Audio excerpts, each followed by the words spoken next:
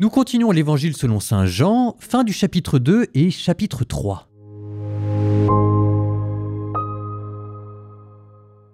Après cela, il descendit à Capharnaüm avec sa mère, ses frères et ses disciples, et ils demeurèrent là-bas quelques jours. Comme la Pâque juive était proche, Jésus monta à Jérusalem.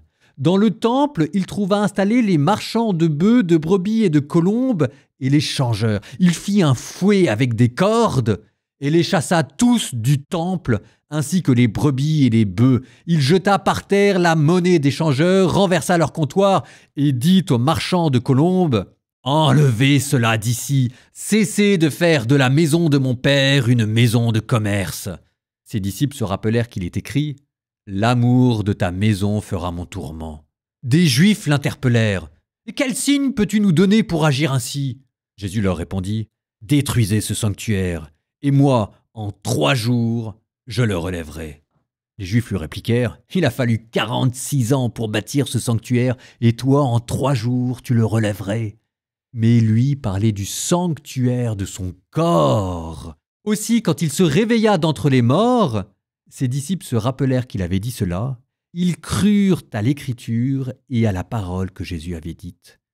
Pendant qu'il était à Jérusalem pour la fête de la Pâque, beaucoup crurent en son nom à la vue des signes qu'il accomplissait. Jésus, lui, ne se fiait pas à eux, parce qu'il les connaissait tous, et il n'avait pas besoin d'aucun témoignage sur l'homme. Lui-même, en effet, connaissait ce qu'il y a dans l'homme. Il y avait un homme, un pharisien nommé Nicodème. C'était un notable parmi les Juifs. Il vint trouver Jésus pendant la nuit. Il lui dit : « Rabbi, nous le savons, c'est de la part de Dieu que tu es venu, comme un maître qui enseigne, car personne ne peut accomplir les signes que toi, tu accomplis, si Dieu n'est pas avec lui. » Jésus lui répondit : « Amen, amen, je te le dis. À moins de naître d'en haut, on ne peut voir le royaume de Dieu. » Nicodème lui répliqua : « Comment un homme peut-il naître quand il est vieux ? Peut-il entrer une 2e fois dans le sein de sa mère et renaître ?»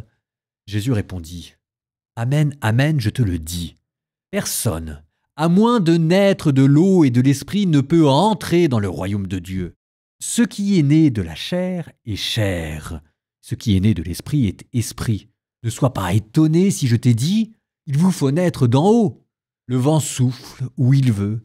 Tu entends sa voix, mais tu ne sais ni d'où il vient, ni où il va. Et il en est ainsi pour qui est né du souffle de l'esprit. » Nicodème reprit : « Et comment cela peut-il se faire ?» Jésus lui répondit : « Tu es un maître qui enseigne Israël, et tu ne connais pas ces choses-là ? Amen, amen, je te le dis. Nous parlons, nous, de ce que nous savons, et nous témoignons de ce que nous avons vu, et vous ne recevez pas notre témoignage. Si vous ne croyez pas lorsque je vous parle des choses de la terre, comment croirez-vous quand je vous parlerai des choses du ciel ?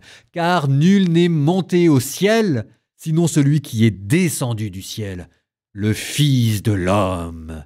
De même que le serpent de bronze fut élevé par Moïse dans le désert, ainsi faut-il que le Fils de l'homme soit élevé, afin qu'en lui tout homme qui croit ait la vie éternelle.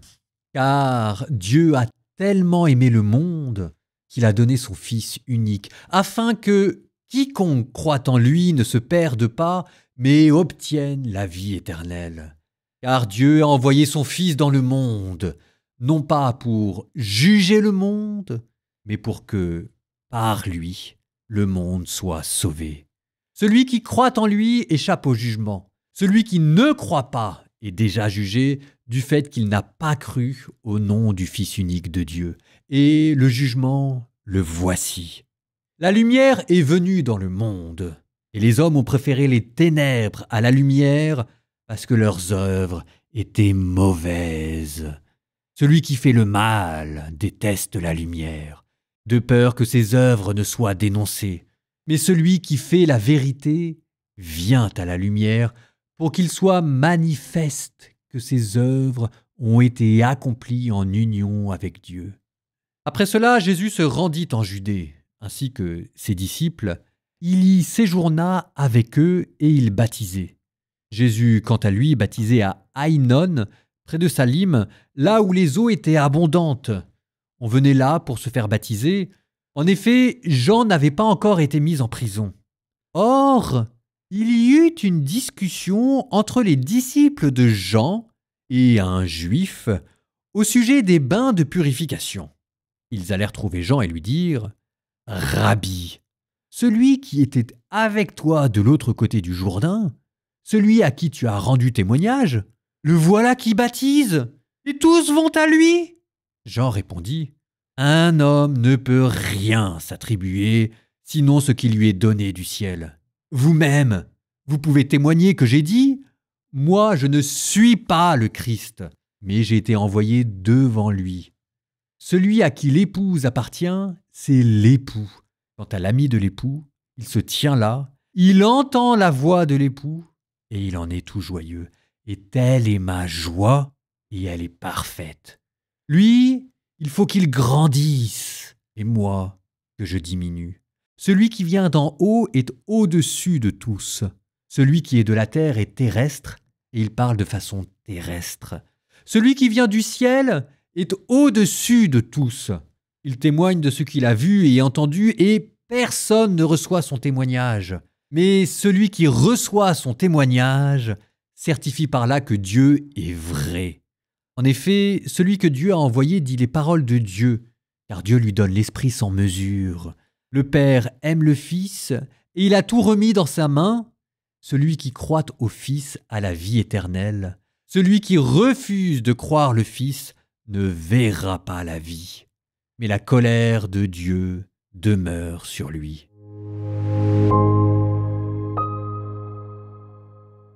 Nous avons commencé l'évangile selon saint Jean et vous avez déjà commencé à voir les différences qu'il y avait avec Marc, Luc et Matthieu d'un côté, Jean de l'autre. Par exemple, cette insistance qu'a Jean de planter dès le début le décor en affirmant la préexistence et la transcendance de Jésus du Verbe éternel. C'est déjà donné dans les autres évangiles, mais comme au terme d'une longue enquête. Là, c'est donné dès le début.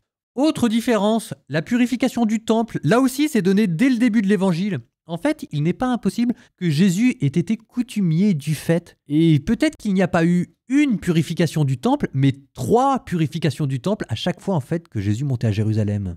Encore une autre différence, tiens. Vous avez entendu, nous n'avons pas de récit de l'enfance, et puis le passage avec Jean le Baptiste est réduit à peau de chagrin, et même les récits ne sont pas tout à fait les mêmes. Les miracles ont comme disparu, maintenant il y a à la place des grands discours. C'est ce que je vous disais, Jean suppose connu, Matthieu, Luc et Marc qui l'approfondit. Ces 3 évangiles sont ce qu'on appelle des évangiles synoptiques, c'est-à-dire qu'en gros, ils s'accordent sur une même manière de raconter la vie de Jésus, centrée autour de la transfiguration, avec des paraboles, des récits de miracles et quelques grands discours. Là, la structure est totalement différente. Par exemple, la transfiguration, qui est le tournant dans tous les autres évangiles, a ici tout simplement disparu. Et il y a quelque chose qui va remplacer ce schéma narratif dans Saint Jean. Et je vous le donne parce que c'est une autre structure qui va vous permettre de vous repérer dans les lectures que vous allez entendre. Ce sont 7 signes, ce qu'on appelle le septénaire des signes, le livre des signes. Saint Jean, c'est 7 grands signes qui se suivent. Vous avez eu le prologue et puis ensuite le premier signe, le proto-miracle, où tout est déjà donné d'une certaine manière, les noces de Cana, les noces divines. Et on ira de signe en signe jusqu'au dernier grand signe, le signe ultime, le signe de la résurrection.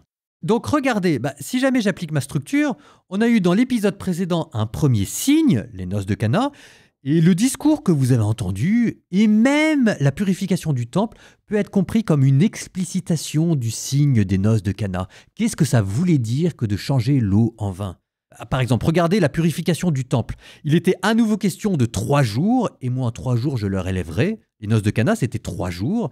Et de la même manière que dans un mariage, c'est quand même 2 corps qui s'unissent. Là, à nouveau, il était question d'un corps qui ressuscite. Je vous cite, « Mais lui parlait du sanctuaire de son corps. » Et c'est ainsi que vous avez la résurrection qui devient une sorte de mariage. C'est ce que dira l'Apocalypse. Et on peut encore continuer. Ces larmes, ces eaux qui étaient transformées en vin dans la purification du temple, c'est Jésus qui chasse les marchands hors du temple. Et là, vous avez la repentance qui est une conversion de vie. Il faut chasser tout ce qui ne va pas de notre vie pour purifier et son âme et son corps. Ça, c'était le signe, la purification du temple, qui explicite le signe qui est les noces de Cana. Mais regardez maintenant l'entretien avec Nicodème. À nouveau, il est question de l'eau du baptême. Avec Jean le Baptiste, il est question du compagnon de l'époux. Il est à nouveau question du vin. Cette fois-ci, le terme de vin n'est pas dit, mais écoutez, il est donné à travers la joie. Celui qui a l'épouse et l'époux, telle est ma joie et elle est parfaite. C'est les noces de Cana qui sont revues à travers la bouche de Jean le Baptiste, là. Et même, ça vous explique aussi cette histoire de serpent de bronze. Alors, petite parenthèse, le serpent de bronze, on l'a vu dans le livre des Nombres. C'était Moïse au désert, donc tout le monde connaît. Le serpent de bronze, image négative du diable, mais aussi image positive, cette fois-ci, de la sagesse. Parce que le serpent, dans le folklore juif, était lié à l'intelligence. Bon, et bien là, ce serpent de bronze, cette sagesse que l'on contemple, l'épouse de Salomon, c'est ça ce que ça veut dire. Le serpent de bronze, cette sagesse descendue du ciel que l'on contemple et que l'on est guéri, c'est une nouvelle image du Verbe éternel, l'époux de nos âmes. Et au milieu de tout ça, ce que Jésus disait à Nicodème, le don de la vie. Là encore, c'est le mariage. Le mariage donne la vie. De la même manière, Jésus donne la vie. Il donne l'esprit. L'esprit, c'est le souffle de la vie. Tu entends le souffle de l'esprit et tu ne sais ni d'où il vient, ni où il va. Telle est la vie éternelle.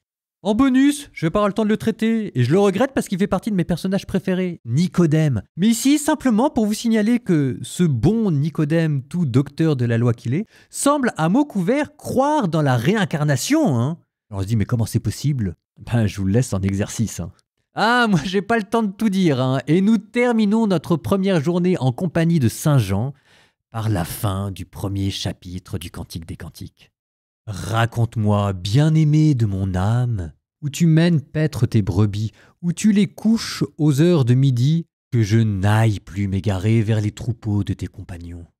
Cœur, si tu ne sais pas, ô belle entre les femmes, va dehors sur les traces du troupeau, et mène paître tes jeunes chèvres vers les tentes des bergers. Lui, cavale attelé au char de Pharaon, ainsi tu m'apparais, ô mon ami. Quel charme, tes joues entre tes boucles, ton cou entre les perles. Nous te ferons des boucles d'or incrustées d'argent. Elle, quand le roi est dans ses enclos, mon parfum répand sa bonne odeur. Mon bien-aimé, pour moi, est un sachet de myrrhe. Entre mes seins, il passera la nuit. Mon bien-aimé, pour moi, est un rameau de cypre parmi les vignes d'En-Gedi. Lui. Ah, que tu es belle, mon ami, ah, que tu es belle. Tes yeux sont des colombes. Elle. Ah, que tu es beau, mon bien-aimé. Tu es la grâce même. La verdure est notre lit. Les cèdres forment les poutres de notre maison et les cyprès nos lambris.